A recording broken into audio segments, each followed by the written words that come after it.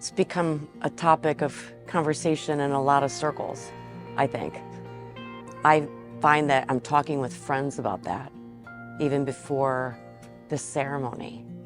And I think the fact that you're asking is very important, not only to us as a team and as a college and university and as a community, but to really understand how do we do that, right? So I've always wanted to know what is a process and how do we repeat it, right? That's what we learn a lot in business school at Roberts. So cultivating joy, I really struggled with for a large part of my life.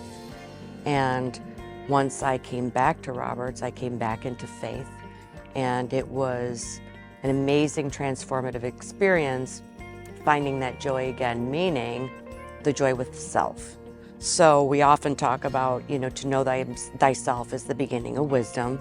And I think that the journey of finding oneself and your inner strength and your connection with God is the sense of joy that we are all seeking. I'm big into sports. I love going to the gym, and luckily moving back home to Albany, all my family's there. So my mom, my dad, and my friends from home. So we spend a lot of time there, and that's kind of my routine. It definitely has to be a very intentional choice that I make each day to choose joy, which is not always easy, but I was reminded in reading a devotional, it kind of talked about how we understand and define joy from a spiritual and biblical standpoint. And it talked about how it comes from an active choice to trust in God, that He is truly fulfilling His promise in your life. And so in order to, be joyful and to trust and believe that I can choose joy, I have to trust in God, and that's part of what it takes. So I would say lighten up, trust the process, and reach out. I had never reached out for help as much as I did when I was in undergrad and grad school here. Voicemails, text messages, emails letting them know I had sent them a voicemail.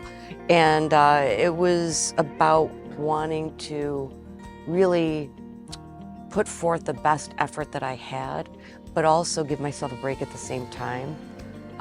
It wasn't easy, but I would say lighten up, because then you're just so much more receptive to not only the prayers that are being offered to you and for you, but for yourself as well. It's a much more pleasant journey if you can sink into it and let it flow. Honestly, just making the most of it, just living in the moment, not taking it for granted. It goes by fast, and then you never get to relive it. Everyone goes on with their own lives in different parts of the world doing different things, and so you don't get to see them as much, and just making the most of the relationships and just enjoying and doing things you like to do. See, that's hard, because I would tell freshman Crystal one thing and senior Crystal another thing, but I would just say if I think about my experience overall at Roberts, I would go back and tell my younger self that the dots will all connect. It'll all make sense. When I first started at Roberts, a high school girl coming from New York City, 6+ hours away from home, it was hard. And as a student athlete especially, I had my mind made up on what my college experience was gonna be like. I just knew that, I was gonna be starting in every game and, all these things. And that just wasn't my reality. And so I had to, it reminds me of what we talked about earlier about joy. I had to trust in God that He was fulfilling His promise in my life. And it wasn't until a little bit later on in my college career that I started to realize that all the dots do connect.